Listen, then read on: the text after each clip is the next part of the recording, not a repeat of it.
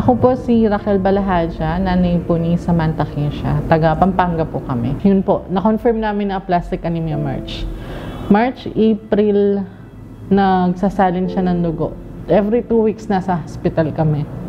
Pagpasok po ng May, April, nag-seizure po siya. Bumagsak po ng 5 yung platelet niya, kaya po siya kailangan na mapunta sa ICU. 1 month po kami sa ICU. Ang dami po niyang pinagdaanan. Nandun po yung hindi siya makapagsalita. Andun po yung nga lang yung nasasabi niya. Ang daming tusok. Nandun yung susuko na ako eh.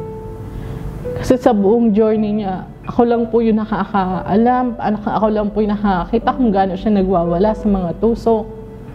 Ako lang po yung lagi niyang kasama. Parang minsan, sabi ko sa sarili ko, kaya ko pa ba? Kasi gusto ko siyang ipagamot. Gusto ko siyang ipa-bone marrow transplant kung mayaman lang po kami, kaso napakamahal.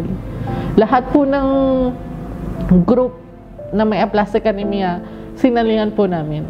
Nandun na, magluto kayo ng ganito, ng sibukaw, ng mga alternative po na pampataas ng platelet, pampataas ng dugo. Dahil ayaw naman po namin na buong nandun po kami sa hospital. Tinatry po namin lahat ng gagana para sa kanya. Dahil nga po gusto na po namin siyang gumaling, nag-fundraising po sana kami para dun sa treatment. Dahil sobrang mahal nga po niya. Yun po, nakita po ni Ma'am Reynabel.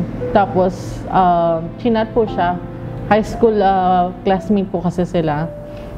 Pinatry po sa amin na mag-take kami ng King's Herbal Plus. Yun din po, pinasahan kami ng video ni Ma'am Reynabel ng same sakit po niya na naging maganda po yung resulta. So, tsaka alam niyo po yung mother instinct na sabi ko, sige go na. Kasi may mga pinapatry po sa akin na sabi ko, parang ayoko. Kasi, syempre may mga sa katawan ng bata. Pero ito sabi ko, sige, sabi ko ganun. Parang maluwag sa loob ko na, sige, take natin. Parang maganda yung feeling ko dito sa King's Herbal Plus po. Una po, nag-30 ml po kami before meal po, 3 times a day.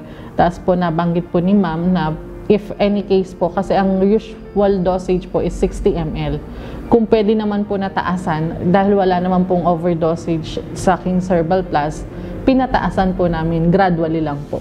Na parang wala naman naging epekto sa ihi niya, sa pupo niya, wala naman po.